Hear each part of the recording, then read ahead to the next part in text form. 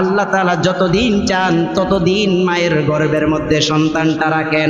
এরপরে সুম্মা নুখরিজুকুম তিফলা, সন্তান রূপে আল্লাহ তাআলা দুনিয়াতে প্রেরণ করে দেন। সুবহানাল্লাহ।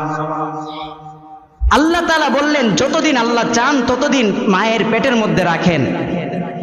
এই কথাটা বলতেছি এই কারণেই, দেখবেন ডাক্তাররা অনেক তাড়াহুড়া করে, গেলেই বলে সময় শেষ, তাড়াতাড়ি সিজার করার। 1 নাম্বার রোগ এটা। আসলে অনেক এমন আছে যারা 10 মাস পার হওয়ার পরে, 13 মাস 14 মাস পরে গিয়েও জন্মগ্রহণ করেছে, এমনও আছে। এমনকি ইমামদের মধ্যে ইমাম শাফি রহমতুল্লাহ আলাইহি 10 মাস পার হওয়ার পরে গিয়ে তারপরে উনি দুনিয়াতে আসছেন। তাহলে চিন্তা করে দেখেন, আল্লাহ তাআলা বলছেন আল্লাহ যতদিন চান আল্লাহ ততদিন রাখেন। তো আল্লাহ পাক আমাদের সবাইকে বুঝার তৌফিক দান করুন। আল্লাহ পাক রব্বুল আলামিন বলেন সুম্মা আখরাজ